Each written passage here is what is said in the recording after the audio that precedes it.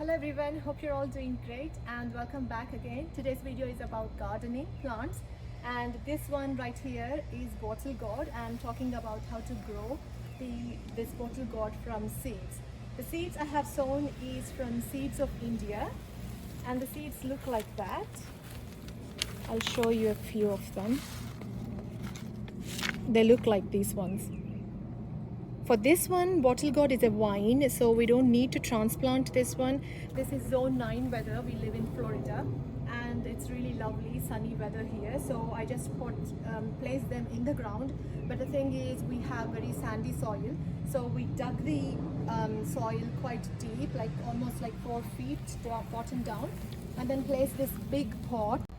And this pot right here is quite huge pot. We made a hole underneath the pot and placed the pot into the ground, and then poured well-draining potting mix. We used Miracle Grow here, but if you don't want to go with the garden soils, you can take 1 part soil, 1 part cocoa peat or coir or perlite, and then 1 part of sand. So mix them all together, and I would recommend to add manures and compost as well in the soil, so the plant, when the seed is in the soil, it has enough nutrients to grow into a lovely plant. So this one, the soil I have used is well draining potting mix, and I bought from the store one. This is really a good soil. For a family of 4, you don't need many vines.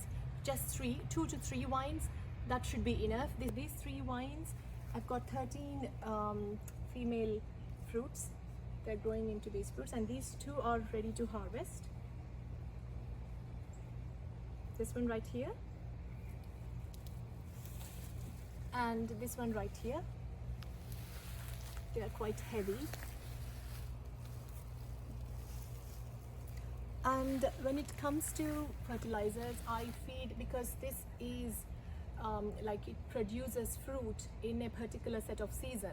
Because this vine is bearing fruit all the time, it needs a lot of nutrients. The fertilizers I use for this one is fish emulsions, and whenever we have the banana peels, then banana peel fertilizer is also really good. Just put the banana peels into a jar of water and then ferment it for 2 days. Then you can use that water, either diluting with water, or you can directly pour it into the plant. But after thoroughly watering the plant, feed the fertilizers. That way the roots are not burnt.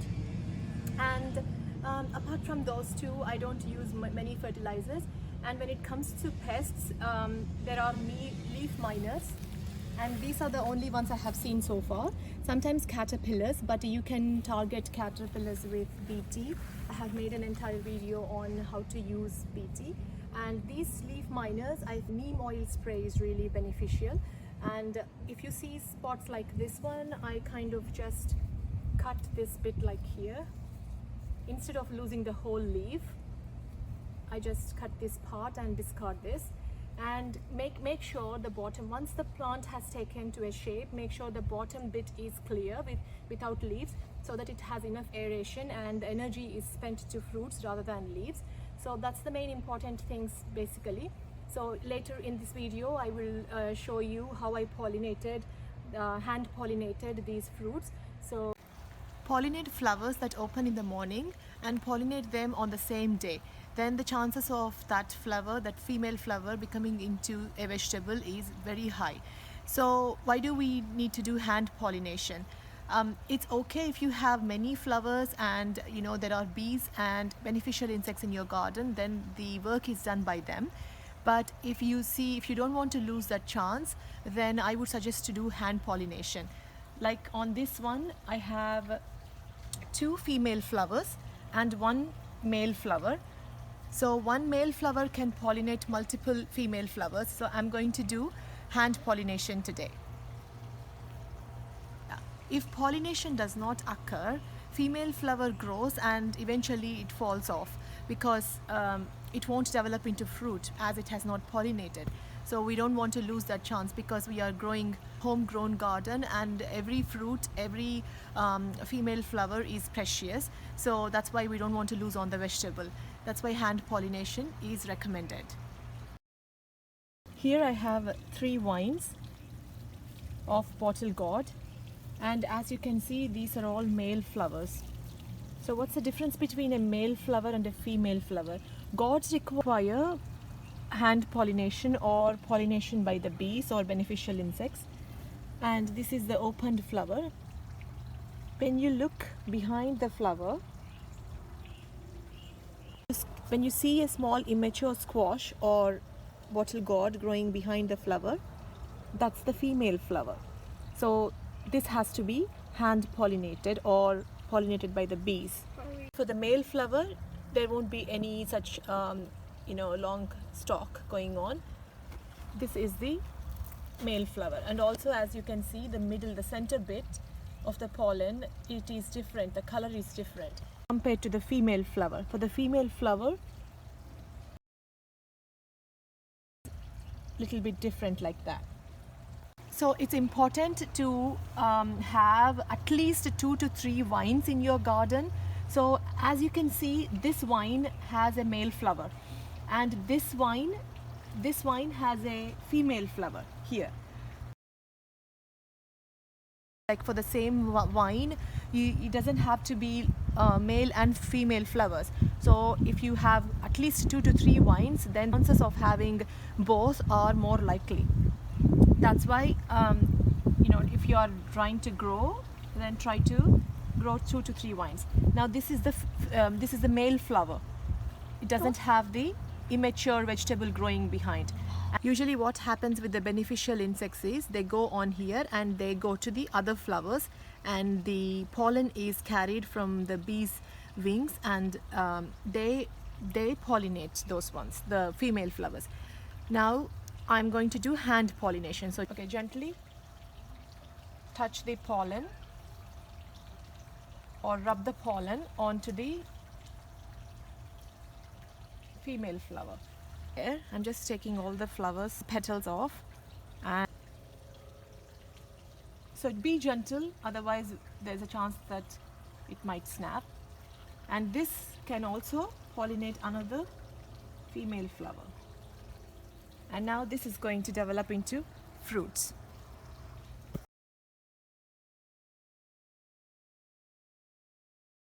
And also the Don't cut it. No, this is flower. Pollinate cheyali. Don't cut it. It's okay. Cut cheyali. Lapite grow kaadu. Vegetable ki cut cheyali. It's been almost like 5 days now, and I have trimmed some of the bigger leaves at the bottom because they've developed leaf miners. So it's important to take care of those, otherwise it will spread to all of the leaves. The leaf miners look like that, and maybe this has not that infected, so probably I will just trim it just by that edge and it should be good. And also this gives more space to the the leaves are gone, so energy will not be spent so much on the leaves, rather it would concentrate on developing new vines and also developing the fruits that are already taken into shape. As you can see, they've grown a little bit bigger, and this one right here I have hand pollinated, and this one as well, and these ones right there I have hand pollinated them today. So as you can see, the flower is closing, and this one right here is also hand pollinated today, this morning.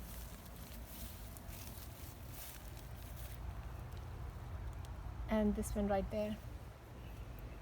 So far this plant has close to 10 hand pollinated flowers, like fruits, and there's one there.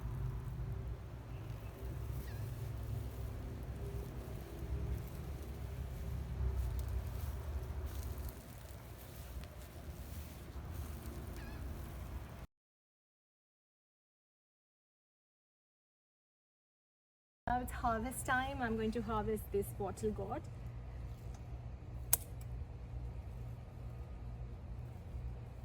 There we go.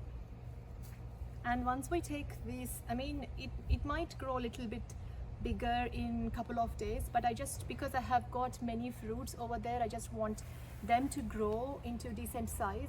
So I'm deciding on harvesting this one, and this is quite heavy too.